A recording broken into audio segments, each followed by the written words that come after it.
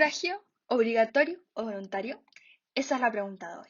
Para partir, tenemos esta frase de Marina Corina Machado que nos dice: el voto es el sagrado ejercicio del poder ciudadano. Los regímenes democráticos se pueden manifestar de diversas formas, ya sea como repúblicas, monarquías constitucionales, hasta asambleas. Sin embargo, la piedra angular de este tipo de régimen político es la existencia de una instancia de sufragio, es decir, el pilar fundamental de cualquier democracia es que sus ciudadanos puedan elegir a sus representantes. Durante los últimos 2 siglos se ha llevado a cabo una discusión política para poder expandir el derecho a sufragio para todos sus ciudadanos. De hecho, es así como Chile ha pasado a tener un sistema de sufragio censitario, a uno universal, luego obligatorio y voluntario a partir del 2012. No obstante, en el siglo en el cual vivimos, se ha caracterizado por una baja participación electoral y política por parte de sus ciudadanos. Es más, acá en pantalla podemos ver cómo Chile posee una participación electoral de alrededor de un 51%, 20 puntos porcentuales por debajo de América Latina y más de 10 puntos porcentuales por debajo del promedio mundial. Indudablemente algo estamos haciendo mal. De esta manera, para poder explicar las causas de esto, tenemos que estas pueden ir desde el tema de la corrupción hasta la desafección política, pero la que lidera la tabla es la deslegitimización de la institucionalidad política. De esta manera, la pregunta que nos concierne hoy discutir es: ¿volver al voto obligatorio permitiría solucionar la baja participación electoral y por ende la deslegitimización de la institucionalidad política? Esta no es una pregunta cualquiera, porque de hecho la Constitución del Senado aprobó recientemente la idea de legislar sobre la reforma constitucional que busca restituir la obligatoriedad del sufragio en las elecciones. Ahora bien, para poder avanzar un poco en lo que concierne al debate, tenemos que tener en cuenta las dos posturas. Lo primero es que el voto dice ser voluntario y por el contrario que el voto dice ser obligatorio.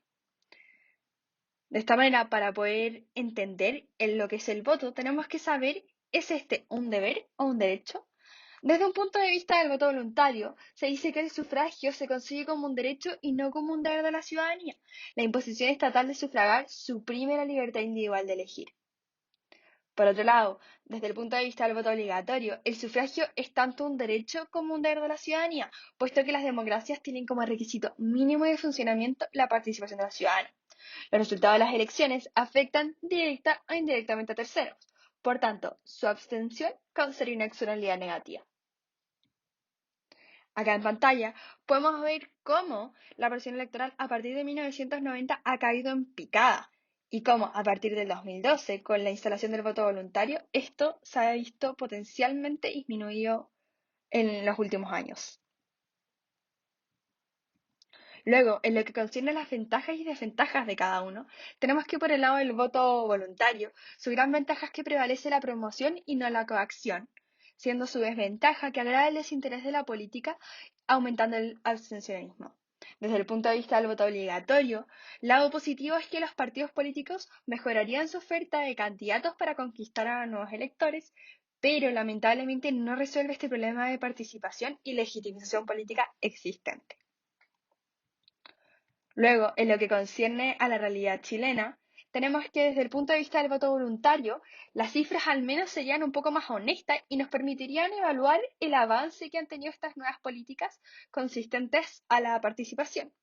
Sin embargo, lo que nos dice el voto obligatorio es que si bien es cierto que las cifras de participación estaban sobrevaloradas bajo la participación obligatoria, esto solo ocurría porque no existía la inscripción automática en los registros electorales, cosa que hoy sí es así. Además, podemos ver acá la imagen, el porcentaje de jóvenes que señala estar no muy interesado o nada en la política, y podemos ver como dentro de los países que se muestran, Chile lidera la tabla con un 75,4%. Luego, en lo que concierne a la participación electoral, tenemos que desde el punto de vista del voto voluntario, nos dicen que si bien hoy día las elecciones masivas, tales como las constituyentes o las primeras presidenciales, se generan filas considerables, entonces el voto obligatorio solamente estaría empeorando esta situación. Por el lado contrario, lo que nos dice el voto obligatorio es que si bien es cierto que tras una aprobación del voto obligatorio habría un problema de acopio en los centros de votación, esto no significa que sea un problema sin solución, sino que por el contrario, hay países desarrollados que han instalado nuevas políticas, como lo es el voto anticipado, el voto por correo, el voto en línea, creación de urnas móviles, entre otros. Finalmente, en lo que concierne a la realidad internacional, tenemos que desde el punto de vista del voto voluntario, la política del voto voluntario está implementada por la mayoría de los países desarrollados. Entonces, ¿por qué no la aplicamos nosotros? Por otro lado, lo que nos dice el voto obligatorio es que si bien es cierto que la mayoría de los países se han implementado esta política, esto no quiere decir que sea buena o mala por sí.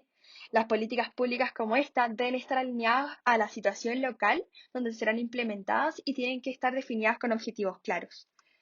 Finalmente, para terminar la presentación, tenemos que destacar tres puntos claves. El primero es que el voto obligatorio no es ningún tipo de solución definitiva para el problema existente de participación electoral. Luego, tenemos que son necesarias numerosas reformas diferentes que faciliten el tema del voto, como distintas políticas que han implementado los países desarrollados. Y finalmente tenemos que el voto voluntario podría conducir a la mejor versión de la República de Chile si existe una amplia participación. Pero, ¿es esto un escenario realista? Muchísimas gracias.